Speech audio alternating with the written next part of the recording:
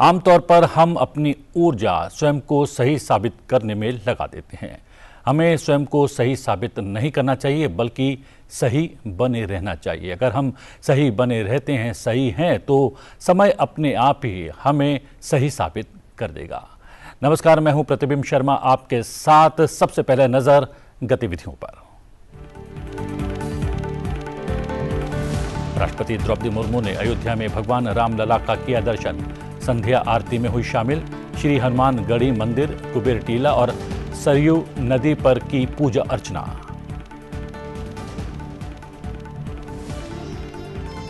GST collection का बना नया रिकॉर्ड। अप्रैल 2024 रहा अब तक का सबसे अधिक जीएसटी राजस्व संग्रह वाला महीना।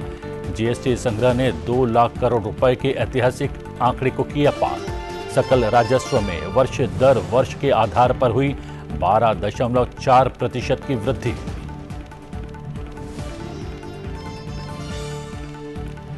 डीआरडीओ ने किया supersonic missile assisted release of torpedo smart का सफलतापूर्वक परीक्षण।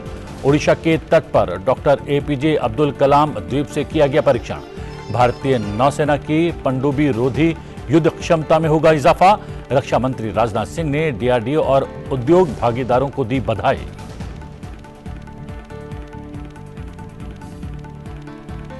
गणतंत्र दिवस 2025 के अवसर पर घोषित किए जाने वाले पद्म पुरस्कार 2025 के लिए नामांकन शुरू। 15 सितंबर 2024 तक किए जा सकते हैं ऑनलाइन नामांकन। देश के कई हिस्सों में लू और गंभीर गर्मी की स्थिति जारी। मौसम विभाग के अनुसार मई में दिल्ली समेत उत्तर भारत में अधिकतम तापमान सामान्य से ज्यादा रहने की आशंका। पूर्वोत्तर भारत के अधिकतर भागों और उत्तर पश्चिम भारत और मध्य भारत के कुछ हिस्सों को छोड़कर अधिकांश हिस्सों में अधिकतम तापमान रहेगा सामान्य से ज्यादा।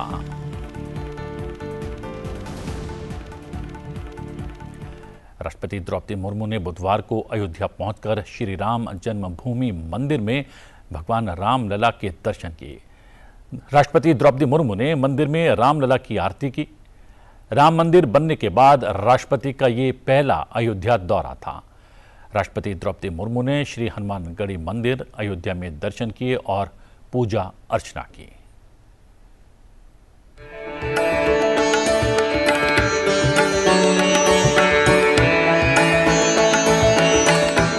राष्ट्रपति द्रौपदी मुर्मू बुधवार को रामलला के दर्शन करने अयोध्या धाम पहुंची। उन्होंने सबसे पहले हनुमानगढ़ी में पवन पुत्र के दर्शन किए। वहां पूजन करने के बाद पुजारी राजू दास ने राष्ट्रपति को चांदी की गदा, चांदी का राम दरबार और गाय का प्रतिरूप भेंट किया। हनुमानगढ़ी में दर्शन पूजन के बाद राष्ट्रपति द्रौपदी मुर्मू ने सरयू घाट पर महाआरती में भाग लिया। राष्ट्रपति के साथ प्रदेश की राज्यपाल आनंदीबेन पटेल और यूपी सरकार के मंत्री सूर्य प्रताप शाही भी मौजूद रहे। इसके बाद राष्ट्रपति रामलला के दरबार में पहुंची। राष्ट्रपति ने रामलला के दर्शन किए। 5 शताब्दियों के संघर्ष के बाद अयोध्या के भगवान श्री राम जन्मभूमि मंदिर में रामलला की प्रतिमा की स्थापना की गई है। भगवान श्री राम की प्रतीक्षा करती शबरी की परंपरा के वाहक समाज से द्रौपदी मुर्मू का जुड़ाव माना जाता रहा है। रामलला की प्राण प्रतिष्ठा के मुहूर्त के लिए देश के प्रथम नागरिक को 12 जनवरी को निमंत्रण दिया गया था, लेकिन संवैधानिक बाध्यता के कारण उनका उस समय उपस्थित होना संभव नहीं हो पाया। राष्ट्रपति कुबेर टीला भी गईं। राष्ट्रपति का अयोध्या पहुंचना एक बड़ा संदेश है।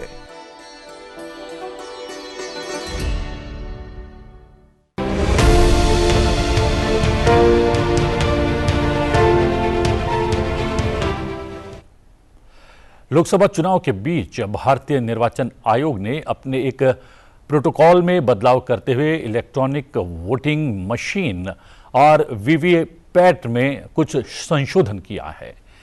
जी हां, सुप्रीम कोर्ट ने बीते दिनों ईवीएम और वीवीपैट से जुड़ी याचिकाओं पर फैसला सुनाया था। सभी याचिकाएं खारिज करते हुए कोर्ट ने 2 निर्देश दिए थे।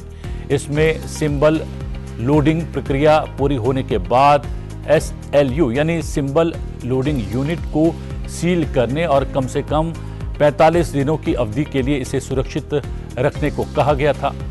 चुनाव आयोग ने इसे लागू कर दिया है। चुनाव आयोग ने इस संबंध में सिंबल लोडिंग इकाइयों की हैंडलिंग और भंडारण के लिए सभी CEO को निर्देश जारी कर दिए हैं।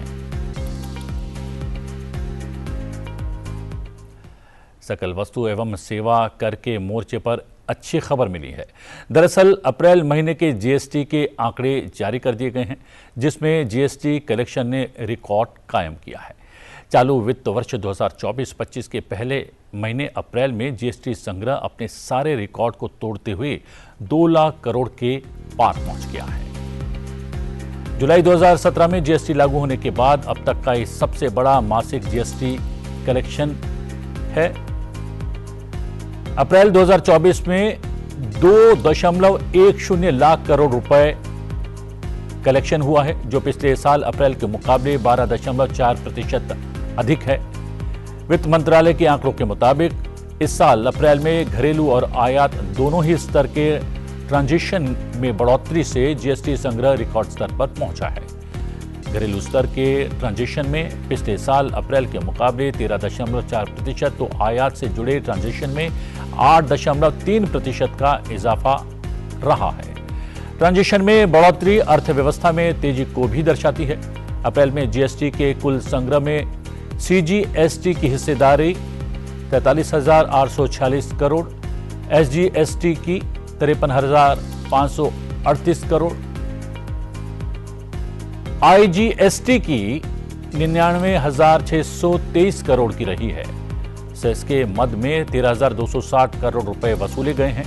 आंकड़ों के मुताबिक GST संग्रह में महाराष्ट्र, कर्नाटक, गुजरात, तमिलनाडु, उत्तर प्रदेश और हरियाणा जैसे राज्यों का अधिकतम योगदान रहा है। इस साल अप्रैल में सबसे अधिक महाराष्ट्र से 37,671 करोड़ रुपए का GST संग्रह किया गया, कर्नाटक से 15,978 करोड़ रुपए का और गुजरात से 13,301 करोड़ का।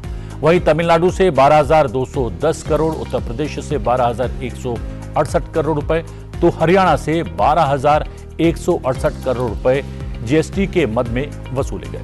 बिहार से सिर्फ 1,992 करोड़ रुपए की ही वसूली हुई है।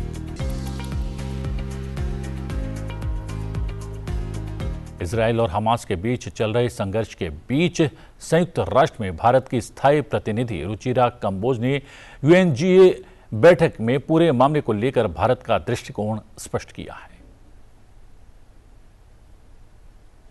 Application for membership at the United Nations was not approved by the Security Council because of the aforesaid veto. I would like to state here at the very outset that in keeping with India's long-standing position, we hope that this would be reconsidered in due course and that Palestine's endeavor to become a member of the United Nations will get endorsed. We've also noted your intention to convene the plenary meeting of the 10th Emergency Special Session of the General Assembly regarding this matter shortly.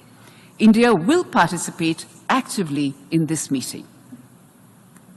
As for the conflict in Gaza, this has been ongoing for over 6 months, and the humanitarian crisis that it has triggered has been increasing. There is also the potential for growing instability in the region and beyond. In this context, we view the Security Council's adoption of Resolution 2728 last month as a positive step. As for India's position on the conflict, I will make the following 4 brief points. 1. The ongoing conflict between Israel and Hamas has led to a large-scale loss of civilian lives, especially women and children, and a humanitarian crisis which is simply unacceptable. We have strongly condemned the deaths of civilians in the conflict. We firmly believe that international law and international humanitarian law must be respected by everyone under all circumstances. 2, the terror attacks in Israel on 7 October were shocking, and they deserve our unequivocal condemnation. there can be no justification for terrorism and hostage-taking. India has a long-standing and uncompromising position against terrorism in all its forms and manifestations, and we demand the immediate and unconditional release of all hostages. 3, it is imperative that humanitarian aid to the people of Gaza be scaled up immediately in order to avert a further deterioration in the situation. We urge all parties to come together in this endeavor. We welcome the efforts of the United Nations and the international community in this regard. I will state here that India has provided humanitarian aid to the people of Palestine and that we will continue to do so. 2025 के पद्म पुरस्कारों के लिए online नामांकन सिफारिशें शुरू हो गई हैं।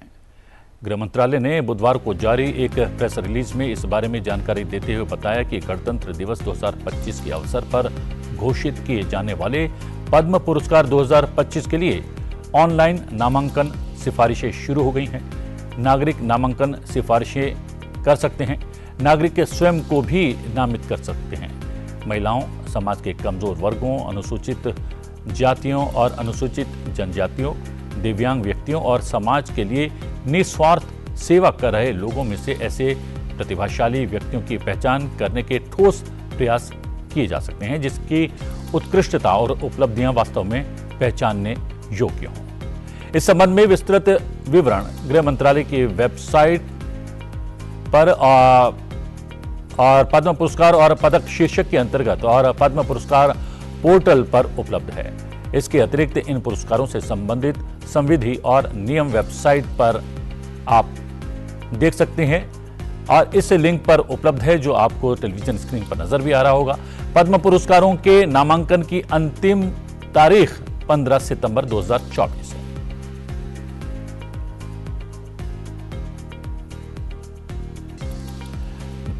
सेना ने समुद्र में अपनी ताकत बढ़ाने के लिए supersonic missile assisted release of torpedo यानी स्मार्ट सिस्टम का सफल परीक्षण किया है।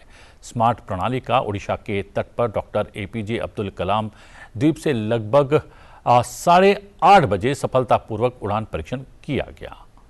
स्मार्ट एक अगली पीढ़ी की मिसाइल आधारित हल्के टॉर्पीडो वितरण प्रणाली है जिसे भारतीय नौसेना की पनडुब्बी रोधी युद्ध क्षमता को हल्के टॉर्पीडो की पारंपरिक सीमा से कहीं अधिक बढ़ाने के लिए डीआरडीओ द्वारा डिजाइन और विकसित किया गया है। इस क्लस्टर आधारित मिसाइल प्रणाली में कई उन्नत सब सिस्टम शामिल हैं जिनमें 2 चरणीय solid propulsion system, electromechanical actuator system, navigation system शामिल है। यह प्रणाली पैराशूट आधारित रिलीज प्रणाली के साथ पेलोड के रूप में उन्नत हल्के वजन वाले टॉर्पीडो को ले जाती है। यह मिसाइल सिस्टम लंबी दूरी के लक्ष्यों को भेदने में सक्षम है। स्मार्ट मिसाइल को युद्धक जहाज के साथ ही तटीय इलाकों से भी लॉन्च किया जा सकता है। रक्षा मंत्री राजनाथ सिंह ने स्मार्ट के सफल उड़ान परीक्षण पर डीआरडीओ और उद्योग भागीदारों को बधाई दी है। उन्होंने कहा है कि प्रणाली के विकास से हमारी नौसेना की ताकत में इजाफा होगा।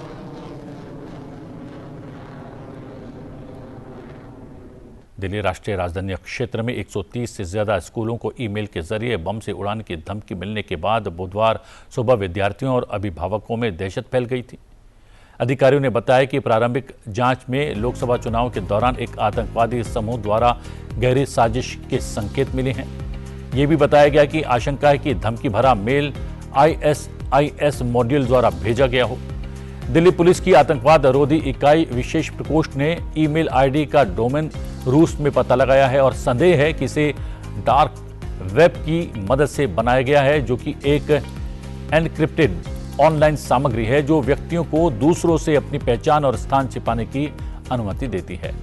राष्ट्रीय अन्वेषण अभिकरण भी इस मामले में जांच कर सकता है क्योंकि एक आतंकवादी समूह की भूमिका संदेह के घेरे में है और साजिश के पहलू से पूरे भारत में जांच की जा सकती है। मई में देश के अधिकांश हिस्सों में अधिकतम तापमान सामान्य से अधिक रहने और उत्तर के मैदानों, मध्य क्षेत्र और प्रायद्वीपीय भारत से लगते इलाकों में लू चलने के दिनों की संख्या अधिक रहने की आशंका जताई गई है। मौसम विभाग के अनुसार राजस्थान, पूर्वी मध्य प्रदेश, पंजाब, हरियाणा, चंडीगढ़, दिल्ली, उत्तर प्रदेश समेत तेलंगाना में इस महीने 5 से 7 दिन लू चलने की संभावना है। भारतीय मौसम विभाग ने अगले 2 दिन से लेकर 3 दिनों तक आंध्र प्रदेश, बिहार, पश्चिम बंगाल, ओडिशा राज्यों के लिए भीषण गर्मी और लू के कारण रेड अलर्ट भी जारी किया है। इसके अलावा मौसम विभाग ने तेलंगाना, आंतरिक कर्नाटक और तटीय आंध्र प्रदेश में अगले 4 से 5 दिनों के लिए हीट वेव का ऑरेंज अलर्ट जारी किया है। मौसम विभाग ने कहा है कि उत्तर भारत के राज्यों में अगले कुछ दिनों में भीषण गर्मी से राहत मिल सकती है। बिहार, झारखंड समेत मध्य प्रदेश, पूर्वी उत्तर प्रदेश के कुछ हिस्सों में तेज हवाओं के साथ हल्की बारिश होने की संभावना है। इसके अलावा उत्तराखंड में भी हल्की बारिश होने की संभावना है। वहीं पूर्वोत्तर राज्यों में भी हल्की, कहीं कहीं पर हल्की से मध्यम बारिश हो सकती है। विश्व के सबसे ऊंचे युद्ध क्षेत्र में सैनिकों के साथ एक दिन। जी हां, नुब्रा घाटी के बोगडांग गांव के छात्रों ने सियाचिन ग्लेशियर में बर्फ से ढकी चौकी पर तैनात सैनिकों के साथ एक दिन बिताया। इस दौरान छात्रों को कैसा रहा अनुभव, आइए जानने की कोशिश करते हैं।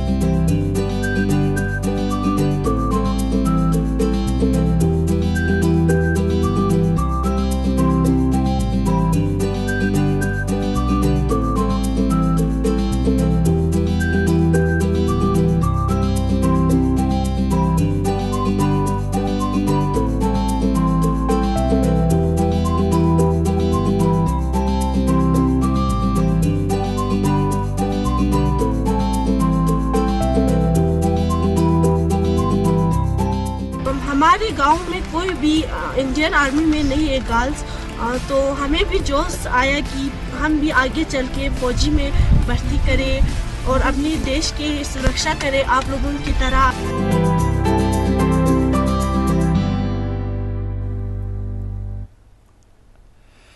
20वीं शताब्दी के दिग्गज फिल्म मेकर सत्यजीत रे का नाम हिंदी सिनेमा में स्वर्ण अक्षरों में लिखा जाता है। बतौर निर्देशक उन्होंने भारतीय सिनेमा को विश्व भर में पहचान दिलवाई। 2 मई यानी आज सत्यजीत रे की जयंती मनाई जा रही है। आज के दिन करीब 103 साल पहले 1921 में कोलकाता की एक बंगाली फैमिली में सत्यजीत रे का जन्म हुआ था। आइए जानते हैं उनके जीवन से जुड़ी कुछ दिलचस्प बातों के बारे में।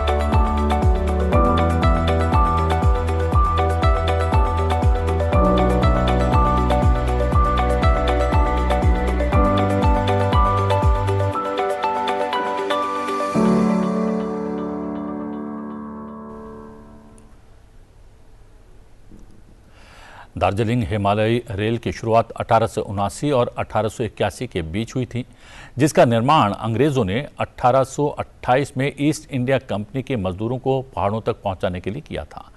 दार्जिलिंग हिमालय रेल को टॉय ट्रेन भी कहा जाता है। चलते चलते आपको छोड़े जाते हैं दार्जिलिंग हिमालय रेल और रेलवे के इतिहास और विरासत से जुड़े इस फीचर के साथ। मुझे दीजिए आज्ञा, बने रहिए संसद टीवी के साथ। नमस्कार।